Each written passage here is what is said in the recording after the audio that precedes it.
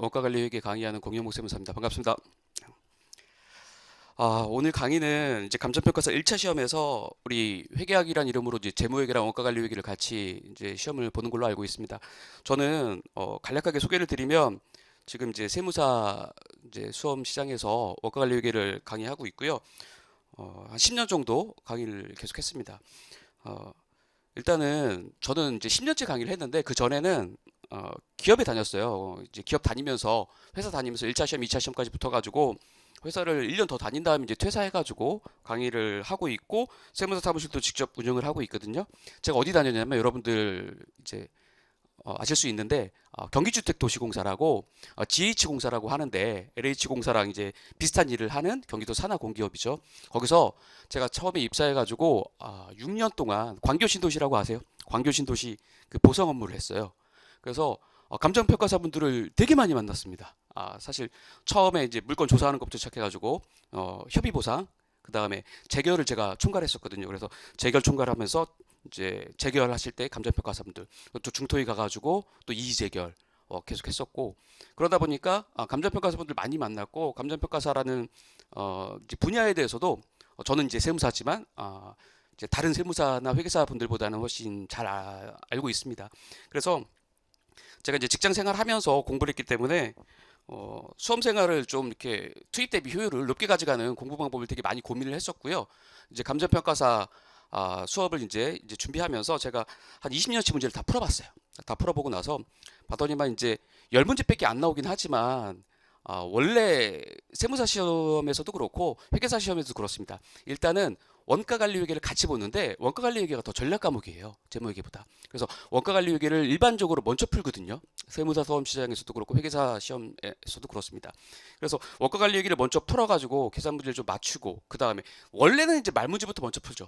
말문제를 맨 처음에 풀고 그 다음에 계산 문제 중에서 원가관리회계 문제를 먼저 풀고 그 다음에 재무회계 문제를 풀고 이런 순서로 우리가 진행을 하는데 일단은 오늘은 이제 공개 특강으로 수험생 분들 중에서 아무래도 좀 여러 가지 사정이 있어서 다시 좀 수업을 듣기가 기본 강의를 다 다시 듣는 게 부담스러운 분들이 있으실 거예요. 그런 분들 위해 가지고 원가관리회계는 원래 계산 문제를 많이 풀어봐야 되는 과목인데 계산 문제를 풀 시간은 없지만 이제 계산 문제 본격적으로 내가 문제풀이를 하기 전에 개념을 한번 다 다시 총정리하고 싶다. 어쨌든 계산 문제가 많이 나오는 파트지만 그래도 개념이라든지 이론은 알고 있어야 되니까. 그래서 개념을 한번 다 정리해보자. 그래서 기본 강의를 다시 듣기 좀 부담스럽다면 이번 강의로 통해 가지고 우리가 문제풀이로 바로 갈 수 있게 좀 도움을 드리고자 강의를 이제 공개 강의 형식으로 진행을 합니다. 자, 여러분 이제 제 뭐 설명이나 이런 것들은 간단하게 그냥 드렸고 나중에 계속해서 설명드릴 수 있는 기회가 있을 것 같고요. 바로 이제 시간이 없으니까 바로 강의로 들어가서 보면 제가 한번 20년치 문제를 다 풀어보고 그리고 최근 10년치의 기출 경향을 한번 분석해봤어요. 봤더니만 원래 이제 원가관리 회계는 여러분 이제 초심자가 아니니까 아주 기본적인 내용들은 좀 생략하고 중요한 수업 목적에 이제 부합하는 것들만 설명을 드릴 거예요. 자, 보면 이렇게 주제들이 왼쪽에 이제 쭉 있습니다. 주제들 쭉 있으면 오늘 강의는 이제 노란색으로 표시된 부분 여기만 이제 강의를 할 거거든요. 우리 원가관리 회계는 원가 파트와 관리회계 파트로 나눠지죠. 근데 원가 파트와 관리회계 파트가 이제 감정평가사 시험에서 보면 원가 파트에서 한 55%, 10년치 기출을 보니까 그리고 관리회계 파트에서 한 45%이 정도로 출제가 돼요. 그런데 보면 쭉 고르게 나오는데 안 나오는 부분들이 있어요. 안 나오는 부분들이 있어서 뭐 자본 예산 같은 거 이런 것들은 아예 삭제해 버렸고 좀 적게 나오는 파트가 있고 많이 나오는 파트가 있는데 아무래도 원가 파트는 우리가 다 연계성이 있기 때문에 다 같이 이제 설명을 드릴 거고요.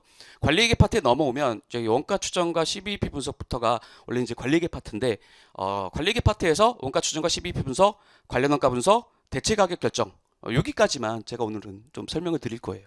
나머지 그럼 종합예산이라든지 뭐 성과평가 그리고 전략경영 여기가 중요하지 않은 파트냐? 그건 아니죠. 퍼센테이지로 봐도 5%, 4%, 4%니까 합치면 한 15% 정도 되니까 여기도 중요한 파트인데 여기는 이제 같이 엮어서 설명을 드리기가 좀 애매하기 때문에 이 짧은 시간 안에 다 설명을 드릴 수가 없어요. 그래서 요 파트는 제외하고 나머지를 다 설명을 드릴 거고 여러분 중요하게 생각하셔야 되는 부분들이 여기 보시면 CBP 분석하고 변동원가 계산 그리고 관련 원가 분석 그리고 대체 가격 결정이 여러분들 사실은 하나의 주제예요. 딱 하나의 주제입니다. 사실 변동원가 계산을 잘 이해하고 있으면 12 분석부터 시작해서 관련 원가, 대체 가격 결정까지 같은 호흡으로 가는 거거든요. 같은 개념으로 계속해서 우리가 문제를 푸는 거예요. 그래서 요 파트, 여기 지금 변동원가 계산부터 시작해서 여기 그리고 여기까지 합쳐가지고 꽤 많은 비중을 차지하고 있는데 이것들은 같이 묶어서 제가 좀 설명을 드릴 겁니다. 자, 일단 뭐부터 할 거냐면 여러분, 우리가 원가 파트에서 한 20분 동안 제가 뭘 설명드릴 거냐면, 원가 파트는 누가 뭐래도 원가 계산하는 파트잖아요. 그래서 우리가 원가 파트에서 여러분들이 이제 여러 가지 원가 계산 방법들을 공부해요. 개별원가 계산, 뭐 종합원가 계산, 정상원가 계산, 표준원가 계산, 변동원가 계산, 초변동원가 계산, 그 중간중간에 A, B, C도 있고 결합원가 계산도 있죠. 근데 우리 시험장에 가면 이거 어떤 주제의 문제야 라고 말해주지 않잖아요. 당연한 거예요. 그렇죠? 우리는 항상 개별원가 계산 공부하고 개별원가 계산 문제 풀고, 공부할 때는 종합원가 계산 공부하고 종합원가 계산 문제 풀죠. 그러니까 우리가 바로 왁구가 떠올라요. 우리 이 원가관리회계는 그냥 왁구 가지고 풀고 수식 가지고 푸는 이런 학문인데, 이게 바로 그냥 해당 부분을 공부하고 나서 문제를 풀면 쉽게 풀리는 경향이 있어요. 쉽게 안 풀리면 어쩔 수 없고. 근데 우리 시험장에 가면 어떤 파트의 주제라고 정해주지 않잖아요. 그럼 딱 시험장에 가가지고 문제를 접했을 때 우리가 어떤 주제 문제인지, 종합원가 계산 문제인지, 이 문제가 도대체 표준원가 계산 문제인지 아니면 뭐 변동원가 계산 문제인지를 일단 파악해야 돼요. 그래서 제가 한 20분 동안 설명을 드릴 건데, 이거는 나중에 문제에 접근하는 딱 어떤 주제의 문제이고, 첫 번째, 두 번째 왁구가 그러면 어떻게 떠올라야 되는지, 이것을 파악하기 위해서 여러분들 설명을 드리는 거예요. 그래서 원가 파트 전체를 한 20분 동안 설명드릴 거예요. 이게 여러분들 전반적인 원가 파트를 개념을 정리하는 데 있어서 매우 중요합니다. 그래서 자, 세부적으로 안으로 들어가서는 또 다시 설명드릴 거예요, 오늘. 그렇지만 전반적으로 20분 동안 설명을 드려보면 이거죠. 원가 계산 방법으로 정리한 원가회계 체계도 이렇게 돼 있는데, 오늘 제가 강의 노트를 한 100페이지로 정리한 걸 여러분한테 나눠드렸는데, 거기 보시면 교재에는, 그 강의 노트 교재에서는 63페이지예요. 63페이지. 그걸 보시면서 여러분 따라오시면 되고, 제가 오늘 배포한 이 강의 노트를 다시 요약한 게 요 PT 자료니까 요 PT 자료 보시면서 여러분 그냥 따라오시면 될 것 같아요. 자, 뭐냐면 원가 파트에서 여러 가지 원가 계산 방법들 공부하는데, 우리 이제 기억이 나셔야 돼요. 자, 어떻게 분류를 하냐면, 첫 번째 생산 형태에 따라 가지고 우리 개별 원가 계산과 종합원가 계산으로 구분하죠. 그래서 개별 원가 계산과 종합원가 계산이라는 것은 생산 형태에 따른 원가 계산 방법이야, 이렇게 분류하는데, 개별 원가 계산은 뭐예요? 우리 주문 생산 방식에 적합한 방법이고, 종합원가 계산은 동종 제품 대량 생산 방식에 유리한 것이라고, 거기에 적합한 방법이라고 우리가 공부를 했었죠. 뭐냐면 이 개별 원가 계산 주문 생산 방식이라고 했어요. 뭐냐면 우리 항상 예로 드는 게 조선업이에요. 그렇죠? 유조선, 여객선, 통통배, 이런 것들 각각의 우리가 제품별로 우리가 들어가는 재료라든지 노무 시간이라든지 제조 간접 원가가 너무 상이합니다. 그러니까 각각의 유조선, 여객선, 통통배, 이렇게 뭐예요? 각각 재료 원가 얼마큼 들어갔는지, 그리고 노무 원가 얼마큼 들어갔는지, 제조 간접 원가 얼마큼 들어갔는지를 각각 집계해 봐야 돼요, 반드시. 왜냐면 우리가 합쳐가지고 그냥 다 만드는데 들어간 비용 한 다음에 나누기 3, 이런 식으로 계산할 수가 없다는 거죠. 그런데 종합원가 계산은 뭐예요? 동종 제품 대량 생산이니까 여러분 이제 공부할 때 쓰시는 계산기 같은 거 생각해 보시면 돼요. 어차피 동일한 원재료가 들어갔어, 거의 비슷한 양에. 그리고 노무 시간도 거의 비슷하게 들어갔을 거야. 제조 간접 원가도 비슷하게 들어갔을 거야. 이렇게 우리가 바라보고 있는 거죠.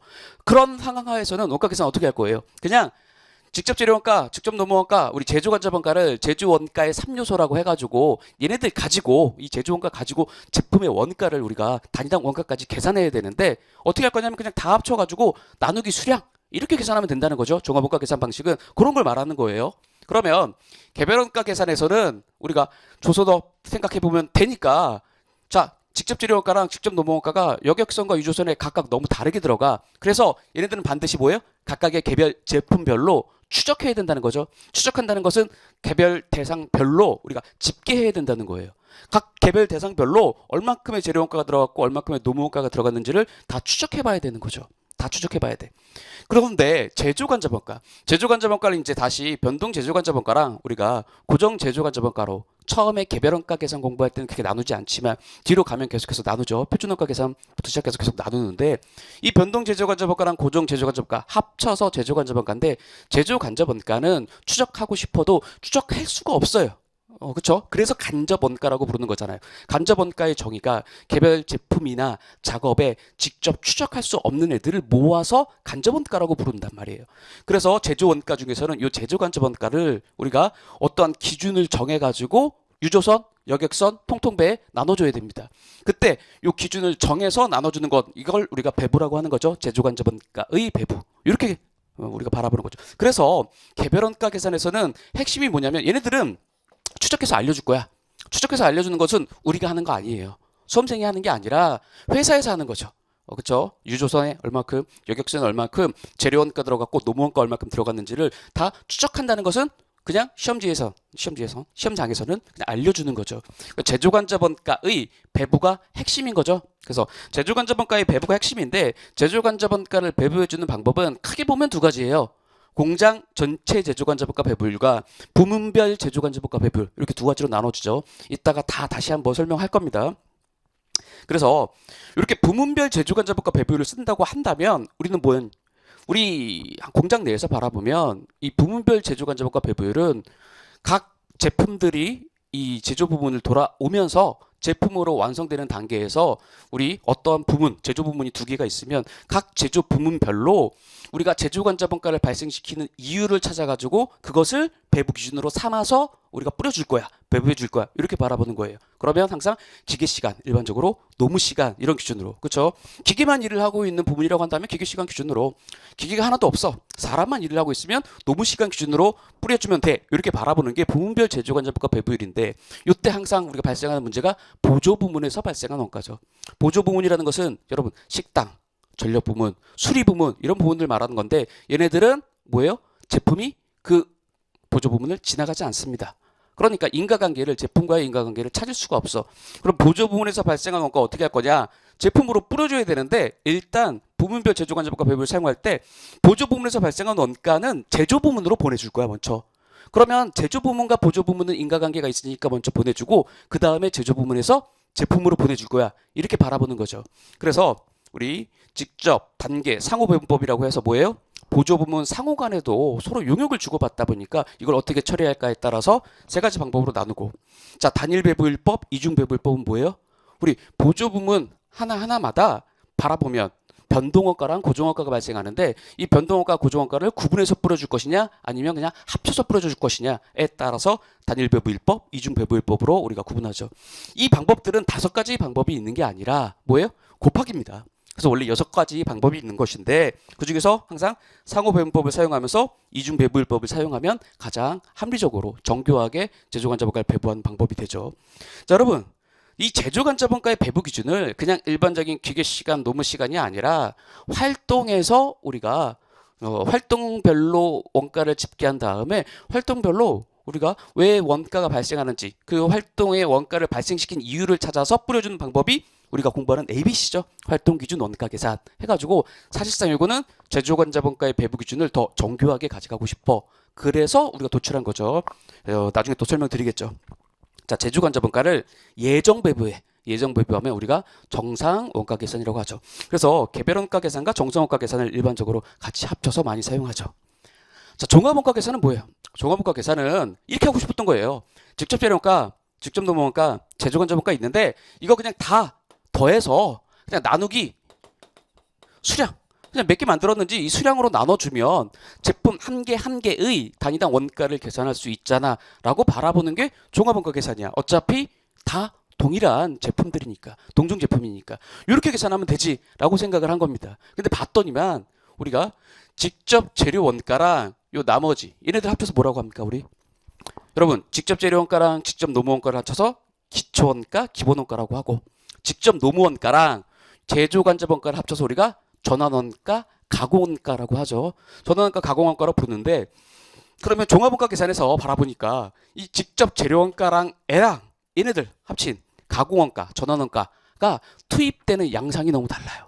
무슨 말이냐면 우리 공장은 여기 0부터 시작해서 이렇게 0부터 시작해서 100%까지 가는 과정에서 재료는 봤더니만 이 초기에 이렇게 많이 들어가는 재료가, 그렇죠? 재료는 여러분 우리 제조업을 기초로 해서 원가 관리 회계를 공부하는 거예요. 그러다 보니까 뭐가 있어야지 작업을 시작할 거 아니에요, 제조업은. 그러면 재료는 초기에 들어가는 경향이 있어요. 근데 이 가공원가, 전원원가라는 것은 노무원가랑 제조간접원가인데 얘네들은 뭐냐? 봤더니만 이렇게 전반적으로 이렇게 들어간다는 거죠. 전반적으로 고르게 또는 균등하게 들어간다, 이런 표현들을 많이 쓰죠.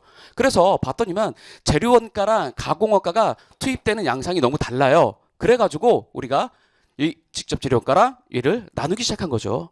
그리고 또 여러분 여기다가 환산량이라고 표현했어요. 여러분 수량이라고 했으면 우리가 몇 개, 100개를 생산했으면 100개로 나눠주면 돼. 200개를 생산했으면 200개로 나눠주면 돼 라고 생각을 했는데, 생각해보니까 우리 항상 우리 원가관리회계에서 가장 중요한 개정 과목이 뭐냐면 제공품이죠. 제공품 개정은 우리가 제공품이라는 것의 의미가 뭐예요? 만들다가 만회죠. 만들다가 만회. 아직 완성시키지 못한 애예요. 제품으로 완성되기 이전을 우리가 제공품이라고 하는데, 완성된 애가 100개가 있습니다. 그러면 우리 그냥 이거 다 합쳐서 100개로 나눠줄 거야 라고 생각했는데, 기말에 남아있는 12월 31일 날 남아있는 기말 정품이 50개가 있어요. 얘는 공정의 한 50% 정도를 완성시켰습니다.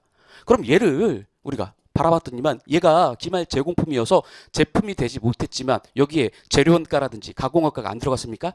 다 들어갔어요. 다 들어갔죠. 그러면 얘도 재료원가랑 가공원가가 들어갔으니까 이 수량으로 나눠줄 때 100개라는 완성된 애의 수량으로만 나눠줄 수는 없다는 거죠. 그래서 얘를 고려해 줘야 돼. 그래서 환산량 개념이 나온 거죠. 그래서 뭐예요?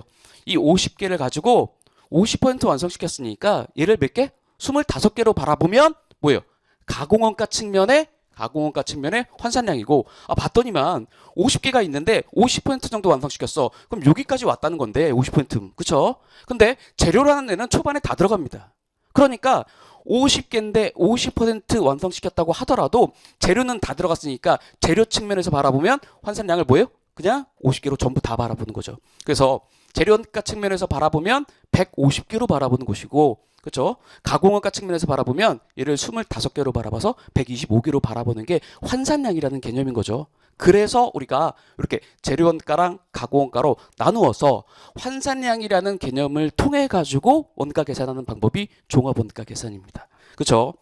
자, 그래서 결론은 이렇게 해서 우리는 완성된 A의 원가, 그렇죠? 완성품 원가, 그리고 기말에 남아있는 기말 제공품의 원가를 계산하는 겁니다.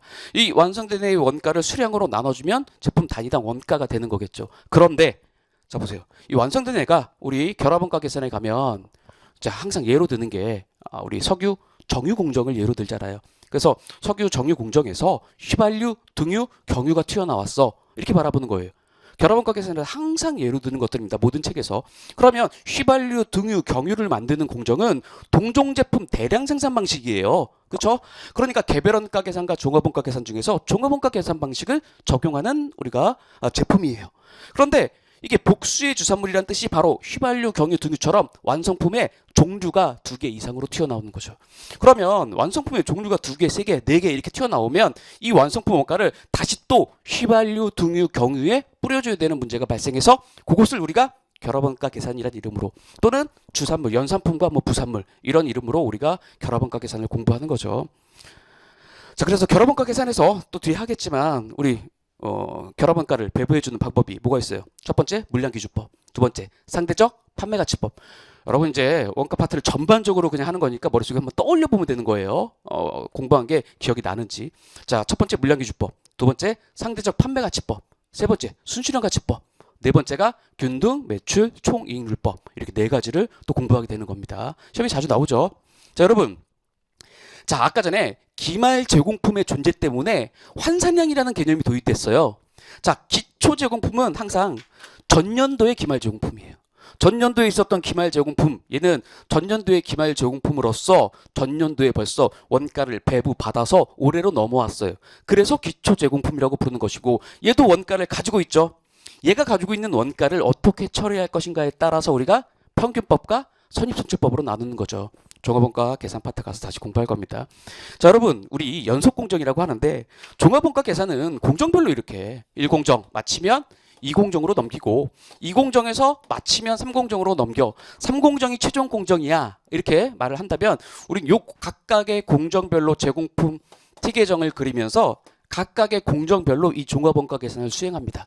그러면 전 공정에서 발생한 원가를 그 다음 공정으로 넘겨줘야지만 마지막 공정에서 완성된 이 원가를 우리가 제품이라고 부를 수 있는 거예요. 여러분 종합원가 계산에 오면 왜 완성품이라고 부릅니까? 그 이유는 우리가 해당 공정을 완성시켰을 뿐이지 아직은 제품이 되지 않았기 때문이죠. 그렇죠? 그래서 마지막 공정을 마무리했을 때의 요 제공품 계정에서 얘를 우리가 제품이라고 부르는 것이고, 얘를 제품이라고 부르고자 한다면 당연히 전 공정에서 발생했었던 원가를 그 다음 공정으로 계속해서 넘겨줘야 되는데, 그것 때문에 우리가 전 공정 원가 또는 전 공정 대체 원가란 이름으로 공부를 하는 거죠. 여러분 싫죠? 공선품이 있어. 합격 기준에 미달하는 애들이 있습니다. 합격 기준에 미달하는 불합격품이에요. 근데 제조업을 하면 항상 불합격품은 나옵니다. 어쩔 수 없이 나오는 거야. 여러분 재고자산이나 유형자산 재무회계에서 공부할 때 항상 취득원가, 원가를 어떻게 잡습니까? 그 재고자산이라든지 유형자산은 목적이 다른 거죠. 우리가 영업활동에 사용할 것인지 판매하기 위한 것인지에 따라서 다른데, 어쨌든지 간에 공통되는 것은 우리가 취득하는 데 들어가는 그 지불하는 비용에다가 더하기 뭐예요? 목적대로 사용하기 위해서 들어가는 부대 비용들을 다 합쳐서 원가를 잡습니다. 여러분, 자, 공손품이 나왔어요. 제조업에서는 어쩔 수 없이 불합격품이 나와요. 그러면 뭐예요? 항상 요 정상적인 제품을 만들기 위해서는 불합격품이 나올 수밖에 없어라고 바라보는 거죠. 그러면 이 불합격품 만들기 위해서 들어갔었던 재료원가나 가공원가도 뭐예요? 합격품에다 더해줘야 된다는 거죠. 그런 개념 하에서 우리 공소품을 정상 공소원가랑 비정상 공소원가로 나눈 다음에 정상 공소원가는 뭐예요? 합격품에다가 가산해 주는 거죠. 합격품은 여기서 뭐예요? 완성품도 되고 기말 제공품도 되는 겁니다. 뿌려주는 거죠. 그런데 비정상적으로 발생한 우리 불합격품의 원가는 우리가 그냥 단기에 비용 처리하겠다, 손실 처리하겠다, 이렇게 바라보는 거죠. 자, 여러분 단가에 표준원가를 적용하면 우리 이거를 종합원가 계산과 표준원가 계산을 합친 표준 종합원가 계산이라고 하죠. 뒤에서 다시 설명드릴게요. 표준원가 계산 파트에서. 그렇게 해서 생산 형태에 따라 가지고 우리가 개별원가 계산과 종합원가 계산 이렇게 두 가지로 나눈다는 거 공부하고, 그 중간중간에 우리가 ABC와 결합원가 계산을 공부하는 겁니다. 자, 그 다음에 우리 원가 측정 방법 또는 시점이라고도 말을 많이 해요. 에 따라서 우리 세 가지로 구분됩니다. 기억이 나셔야 돼. 실제원가 계산, 정상원가 계산, 표준원가 계산이죠. 자, 뭐 이제 어차피 여러분 계속 모든 원가 계산 방법들은 직접 재료원가, 직접 노무원가, 그리고 제조간접원가 가지고 쿵짝쿵짝 해서 만드는 거예요. 원가 계산하는 겁니다. 그런데 자, 여기 실제원가 계산이라는 것은 뭐냐면 이 직접 재료원가, 직접 노무원가, 제조간접원가 실제 발생한 금액 가지고 집계해서 한다는 거예요. 그래서 별도로 쓰지도 않았죠.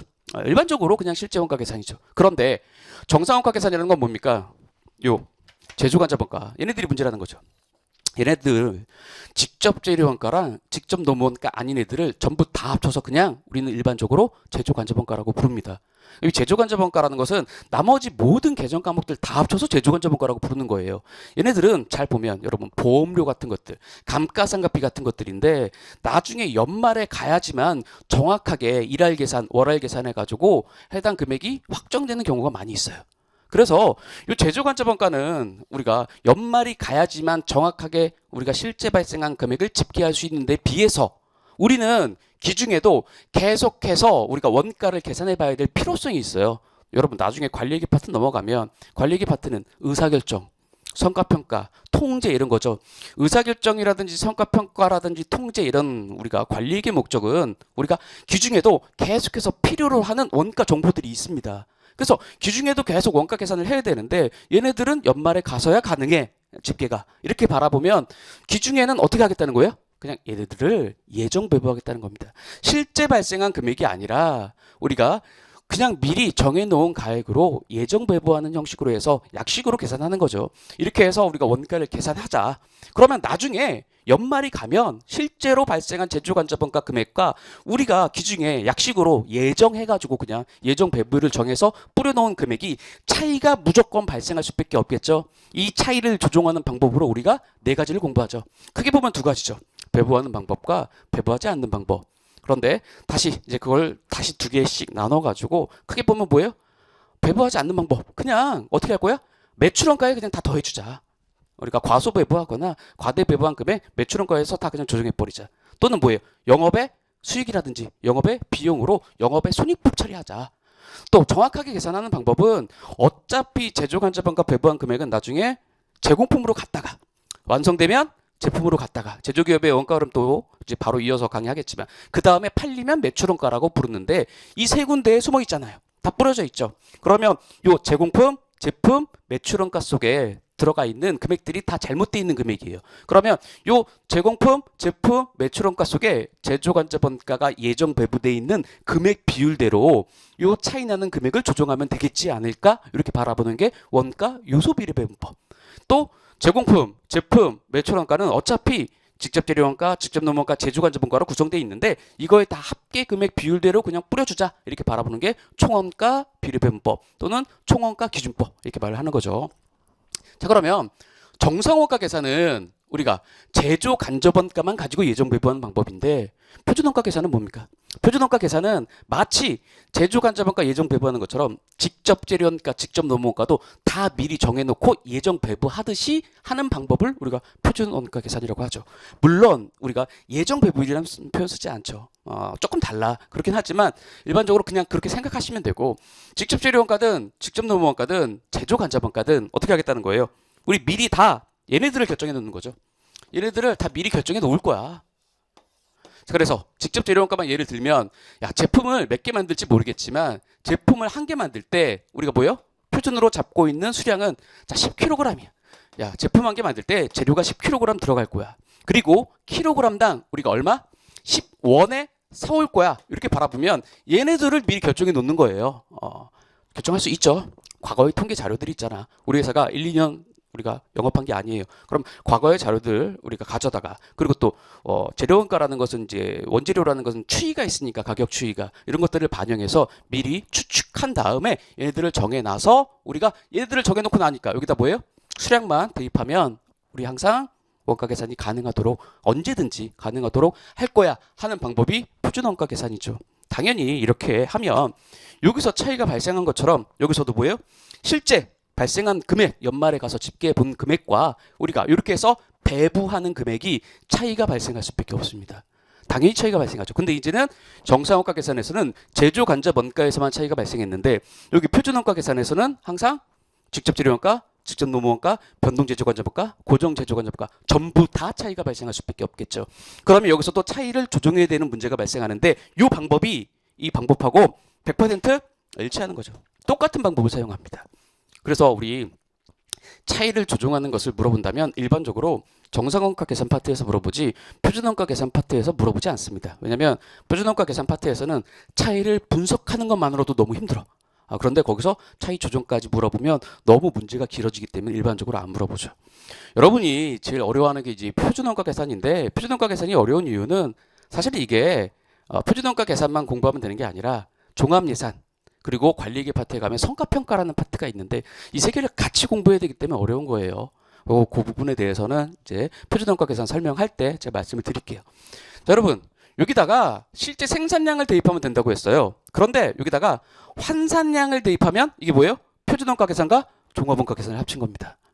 자, 여러분 여기다가 실제 제품 생산한 수량만 대입하면 안 되는 이유가 뭐예요? 당연히 기말에 남아있는 제공품이 있어. 기말에 제공품이 있으면 이 기말 제공품에는 재료원가가 안 들어갔어요? 재료 들어갔죠. 가공원가도 들어갔습니다. 그러니까 우리 종합원가 계산에서 적용했었던 그 환산량의 개념을 가지고 여기다가 환산량을 대입하면 이게 표준 종합원가 계산이라고 부르는 거죠. 그래서 정리해보면 우리 개별원가 계산은 정상원가 계산과 같이 쓰고 일반적으로 우리 이 표준원가 계산은 종합원가 계산과 같이 해가지고 표준 종합원가 계산으로 우리가 공부를 하죠. 자, 여러분, 자 마지막 우리가 원가 계산 방법 분류가 전부, 변동, 초변동 원가 계산이죠. 그래서 여러분들이 이제 이거는 이제 원가의 개념 맨 처음에 공부할 때 여러분들한테 설명드리는 건데 이제 그런 것까지 이제 설명드릴 수는 없겠지만 요 지금 요 전부 변동, 초변동을 이해하기 위한 정도로만 원가의 분류를 설명드리면 가장 중요한 게 여러분들이 항상 제조 원가랑 비제조 원가를 구분할 수 있어야 되죠. 제조 원가와 비제조 상대 개념인 비제조 원가를 구분할 수 있어야 돼요. 그래서 제조 원가라는 것은 제조 공정에서 발생한 것이야. 그리고 또 뭐예요? 우리 항상 공장과 본사가 별도로 있다고 한다면 이거는 공장에서 발생한 거죠. 이거는 뭐예요? 우리 비제조 원가라는 거 항상 가장 대표적인 예로 판매 관리비를 드는데 이거는 본사에서 발생한 거예요. 그래서 우리가 제품을 만드는 곳에서 발생했으면 제조 원가고 그렇지 않고 뭐 인사라든지 마케팅이라든지 이런 부분에서 발생했으면 우리 판매하는 부분 이런 데서 발생했으면 비제조 원가라고 부르는 거죠. 그래서 이 제조 원가의 3요소로 우리가 지금까지 계속 공부한 게 직접 재료 원가, 직접 노무 원가, 제조 관자본가 이렇게 제조 원가의 3요소인 거죠. 그런데 여러분 제조 원가랑 비제조 원가를 구분하는 것과 여러분 제품 원가와 기간 원가를 구분하는 것은 이건 다른 개념이에요. 그렇죠? 뭐예요? 얘네들이 또 상대 개념인데 일반적으로 처음에는 헷갈리기 시작해요. 야, 제조 원가가 제품 원가 아니야? 비제조 원가가 기간 원가 아니야? 기간 원가라는 것은 단기에 발생한 금액을 전부 다 비용 처리하는 것이고 제품 원가라는 건 뭐예요? 우리가 제조업을 영위하고 있습니다. 제품을 만드는 거예요. 제품을 만들면 이 제품은 일단 회사의 자산이 되죠. 자산이 됐다가 팔려야지만 매출 원가란 이름으로 비용 처리가 돼요. 그러면 어디까지를 제품의 원가로 자산화를 할 것인가? 이게 바로 제품 원가냐 기간 원가냐를 구분하는 우리가 분류 방법이죠. 그래서 일반적으로 같다라고 바라보는 게 바로 전부 원가 계산이라고요. 그러니까 직접 재료 원가, 직접 노무 원가, 제조 관점가 전부 다 제조 원가인데 얘를 전부 다 제품의 원가로 볼 거야가 바로 전부 원가 계산입니다. 그렇죠?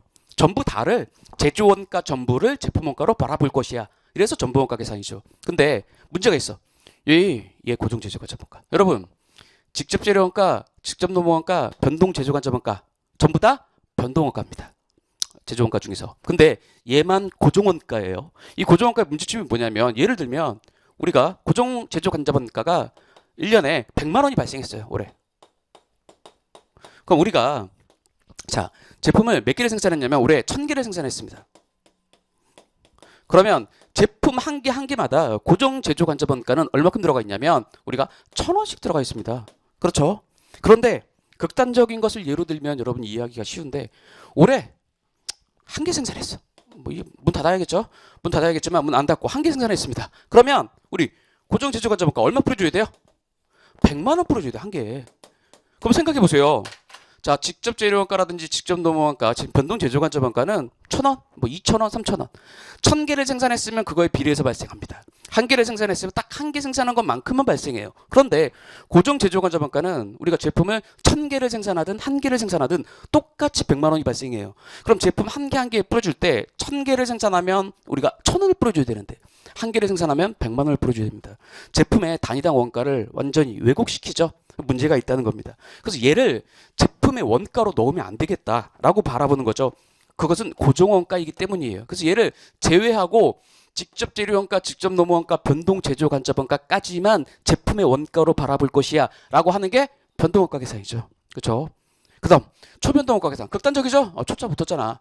얘네들도 사실은 우리가 변동 원가로 일반적으로 분류하는데 사실은 고정 원가야 라고 바라보는 게 초변동 원가 계산이에요. 왜 그런 겁니까?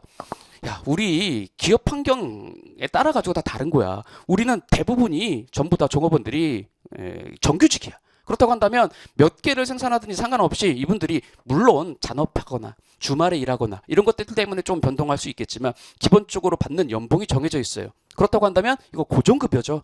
그래서 직접 노무 원가가 고정 원가야, 우리 회사는. 그리고 변동 제조 관점 원가는 일반적으로 노무 원가에 비례해서 발생하는 경우가 많습니다. 그렇게 바라보면 얘네 둘 다 고정 원가의 성격을 가지고 있어 라고 바라보면 얘네들도 어떻게 해요? 얘네들도 우리가 제품의 원가에 안 넣고 전부 다 기간 비용 처리할 거예요. 발생한 금액을 전체를 비용 처리한다는 거죠. 이렇게 바라보면 우리 직접 재료 원가만을 우리가 제품의 원가로 바라볼 거야. 이렇게 하는 게 바로 우리 초변동 원가 계산입니다. 여러분, 원래 전부 변동, 초변동을 공부하는 건 되게 힘들어요. 손익계산서 그려야 되고 막 공부해보다 보면 생산량 또는 판매량 변화에 따라서 이렇게도 저렇게도 전부 변동, 초변동으로 손익계산서 그려가면서 계속해서 공부해야 되니까 되게 힘든데 사실 시험에 나오면 이거 나오는 거죠. 변동원가 계산의 이익에서 전부원가 계산의 이익으로 바꿔줄 때 어떻게 할 거예요? 우리 기초재고 속에 포함되어 있는 고정제조관점간 빼주고 기말재고 속에 포함되어 있는 고정제조관점간 더해주면 전부 원가 계산의 이익이야 이렇게 바라보는데 이거 여러분 간단하게 바라보면 얘만 얘만 우리가 정확하게 이해하고 있으면 우리가 기초재고와 기말재고는 반대의 영향을 미친다고 생각하면 되는데 이거 뭡니까? 고정제조간접원가가 우리 올해 100만 원이 발생했습니다. 예로 들어볼게요. 100만 원. 자, 100만 원 발생했는데 우리가 1000개를 생산했어요. 자, Q인데 이게 생산량입니다. 생산량이 1000개야. 그럼 한 개당 고정제조간접원가는 1000원씩 뿌려줘야 됩니다. 그런데 보세요. 1000개를 생산해서 우리가 판매를 900개만 했습니다. 그럼 사실 우리가 매출원가라는 이름으로 비용 처리되는 것은 1000원 곱하기 900개만 매출원가로 비용 처리되는 것이고 기말재고자산이 있잖아요. 이 기말재고자산 속에 우리 항상 1000원 곱하기 100개의 기말재고가 남아있으니까 이만큼이 기말재고자산 속에 고정제조간접원가란 이름으로 들어가 있습니다.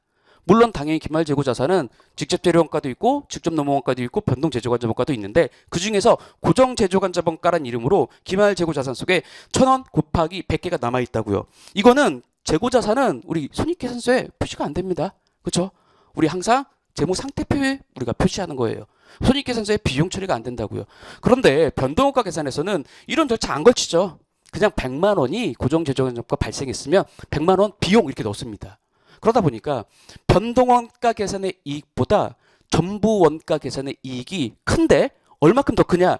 이 기말재고 속에 포함되어 있는 고정제조간접원가만큼은 전부원가 계산에서는 비용 처리가 안 됐으니까 그만큼의 이익이 더 클 수밖에 없는 거죠. 비용 처리가 안 됐으니까. 그러면 기초재고는 반대의 영향을 미친다. 이런 식으로 여러분이 기억해 두시고 문제 계속 이제 연습해 보시면 되겠죠.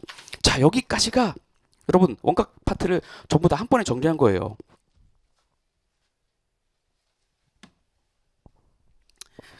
그래서 이거 지금 한 20분 동안 30분 동안 설명한 이거 가지고 공부를 끝낼 수는 없죠. 당연히 이거는 이제 그냥 감을 익히는 겁니다. 감을 익히는 거고 우리 이제 본격적으로 들어가서 하나씩 보면 첫 번째 가장 중요한 주제가 첫 번째 주제가 시험에서도 항상 거의 출제되죠. 제조기업의 원가름이죠. 그래서 원가의 기본적인 개념, 뭐 원가에게는 무엇이고 관리에게는 무엇이고 둘의 관계는 어떻게 되고 재무에게는 재무에게와의 관계는 어떻게 되는 것이고 비교해 보면 어떻게 이런 것들은 이제 좀 여러분이 그냥 한번 강의 들었었던 것으로 그냥 이해만 하시면 되는 것이고 시험에 딱 출제되는 첫 번째 주제로는 제조기업의 원가흐름이죠. 그래서 제조기업의 원가흐름이 이렇게 직접재료원가, 직접노무원가, 제조간접원가라는 제조원가의 3요소가 투입된 다음에 얘가 제품으로 완성이 되고 그 다음에 팔리면 매출원가란 이름으로 비용 처리되는 그 과정을 공부하는 거잖아요. 그래서 여러분 자 직접재료원가, 직접노무원가, 제조간접원가를 다 합쳐가지고 우리 뭐라고 부릅니까? 단기 총제조원가라고 부르죠. 그런데 여기 보면 이 직접노무원가랑 제조간접원가랑 다르게 이 직접재료원가는 다른 차원이 있죠. 다른 차원이 뭐예요? 구입과 사용이 다릅니다. 자 노무원가는 생각해 보세요. 사람을 샀어요. 좀 비인간적인데 사람을 샀어. 사람을 샀으면 야 올해 생산을 너무 조금 했어. 그럼 좀 남겼다가 너 내년에 일 좀 할래? 연봉을 지금 월 딱 주기로 한 약속한 금액이 있는데 그것을 아꼈다가 내년에 이런 거 없잖아요. 사람은 구입했으면 다 사용하는 겁니다. 우리가 사장님이 우리가 제품 생산을 적게 한 게 문제지 내가 제품 생산 적게 해가지고 놀았다고 해서 받아야 될 연봉을 우리가 안 받는 것은 아니에요. 그런데 재료라는 것은 뭐예요?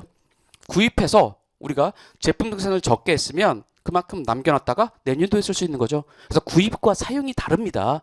그래서 항상 재료원가라는 것은 우리가 얼만큼 재료를 투입해서 사용했는지 이것을 말하는 것이기 때문에 우리가 기초에 있었던 원재료에다가 추가로 매입한 우리가 원재료를 더하면 직접재료를 더하면 사용할 수 있는 직접재료가 되고 기말에 남아있는 직접재료를 빼주면 나머지가 우리가 사용한 것이니까 사용한 것에 대한 우리가 원가 해서 직접 재료원가라 부르는 거죠. 그리고 나머지 직접 노무원가랑 제조간접원가 합쳐서 단기총 제조원가라고 부릅니다. 자, 단기총 제조원가를 자 여기 기초제공품과 더해가지고 기말제공품을 빼주면 우리 완성된 거죠. 우리 제공품 특례정에 집계하잖아요. 제공품 특례정에 기초에 있었던 제공품이 있습니다. 의 가액을 가지고 있겠죠. 단기에 추가로 직접 재료원가, 직접 노무원가, 제조간접원가 얘네들 다 합쳐서 단기 총 제조원가를 투입했습니다. 그런데 기말에 남아있는 제공품 가액이 있습니다. 그럼 얘네들은 뭐예요? 완성시켰다는 거죠. 완성시켰으니까 얘네들을 우리가 단기 제품 제조원가라고 부르는 거잖아요. 그렇죠? 단기 제품 제조원가로 제품으로 완성된 제조원가 중에서 제품으로 완성된 애의 원가에서 단기 제품 제조원가라고 부르죠. 그럼 이제 제품이 됐습니다. 그럼 제품 특이정으로 또 가는 거죠. 재공품이 아니라 이제 제품이에요. 전년도에 완성시켜서 팔지 못하고 남아있었던 기초 제품이 있습니다. 여기다가 이제 얘네들이 넘어오는 거죠. 넘어왔어. 그러면 우리가 판매 가능한 제품 가액이 나오는데 기말에 판매하지 못해서 남아있는 제품을 빼주면 나머지는 팔렸다는 뜻이니까 얘를 우리가 매출 원가라고 부르는 겁니다. 그렇죠? 그래서 단기 제품 제조원가에다가 기초 제품 더하고 기말에 남아있는 제품을 빼주면 우리가 매출 원가야 라고 부르는 거예요. 여러분들이 어떤 기본 강의를 들었는지에 따라서 이 제조기업의 원가를 푸는 방법들이 다양한데 사실상 제일 많이 쓰는 방법이 이렇게 특이정을 그려가지고 원재료 특이정 그리고 제공품 특이정 그리고 제품 특이정 그리고 해가지고 문제를 많이 푸시는데 사실은 요 특이정과 이게 다른 게 아니에요. 사실상 시험에 문제 나오면 자 이런 식으로 그냥 야 기초에 있었던 직접 재료에다가 매입한 거 더하고 기말에 남아있는 직접 재료 빼줘서 여기 직접 재료 원가 계산해. 직접 노무원가 제조관자부가 집계 합니다. 그럼 단기 총 제조원가야. 기초 제공품 더하고 기말 제공품 빼주면 단기 제품 제조원가야. 단기 제품 제조원가에서 기초 제품 더하고 기말 제품 빼주면 매출원가야. 그냥 이런 식으로 도형화해서 수식화해가지고 그냥 문제를 푸셔도 됩니다. 꼭 특이정을 그릴 필요가 없다라는 거예요. 자 여러분 이 제조기업의 원가라는 문제에서 가장 많이 나오는 유형들이 처음에 자료들을 다 준 다음에 여기부터 시작해서 순차적으로 이렇게 가서 매출원가를 계산해봐 이런 문제들은 잘 안 나오죠. 우리 시험은 항상 역추적하라거나 중간 과정을 물어봅니다. 그래서 제조기업의 원가라는 문제들 보면 자 역추적해서 단기 제품 제조원가 또는 기초원가 뭐예요? 여기 직접 재료원가랑 직접 노무원가 합치면 얼마니? 이거 물어보는 거 많죠. 직접 노무원가 여기죠? 여기 물어보는 경우 많죠. 또 뭐예요? 우리가 직접 재료 구입액은 얼마니 이렇게 물어보죠. 자료들을 준 다음에 역추적해서 여기 직접 재료 얼마큼 샀니 이렇게 물어보는 이런 문제들이 많습니다. 또 여기부터 이렇게 쭉 밑으로 가면서 역추적하는 문제라고 한다면 매출원가를 알려주면 우리가 좋은데 매출원가를 조금 더 꼬아서 한 번 꼬아서 어떻게 알려줍니까? 매출액 알려주고 매출 총 이익률을 알려주죠. 그럼 매출 총 이익률을 알려줬다는 것은 매출 원가율을 알려준 거예요. 그래서 매출액 알려주고 매출 총 이익률을 알려줘서 여기 매출 원가를 알게 한 다음에 역추적해봐. 이런 문제들 계속해서 나오죠. 자 여러분 또 제조원가랑 비제조원가를 구분하게 하죠. 자 공장에서 발생하면 제조원가고 본사에서 발생하면 비제조원가입니다. 그런데 비제조원가는 대부분 판관비인데 우리 자료들을 막 준 다음에 여기부터 시작해서 여기까지 풀려고 하는데 항상 뭐예요? 판관비, 비제조원가를 섞어 놓는 거죠. 그 다음에 여러분한테 뭐예요? 그걸 구분해내게 하는, 발라내게 하는 이런 식의 문제들이 많이 나오죠. 여러분 항상 공장인지 본사인지 이런 식으로 구분하면 되는 거죠. 자 그리고 기본원가와 가공원가 구분하는 문제들 많이 나오죠. 뭐냐면 제조간접원가는 직접 노무원가의 상대적 비율로 제시한다고. 어떻게? 자 얘네 둘을 합쳐서 우리 여기 보면 직접 노무원가랑 제조간접원가 합쳐서 가공원가 전환원가라고 부르는데 이런 식으로 문제 나온다고요. 자 가공원가의 60%가 제조간접원가다. 그리고 둘 중에 하나 알려주는 거죠. 역으로 추적해서 우리가 계산하게 하는 이런 문제들 많이 나오죠. 또 노무원가에서 많이 나오는데 우리 노무원가에서 현금주의로 얼마를 줬다. 현금으로 얼마를 줬다라고 한 다음에 항상 뭐예요?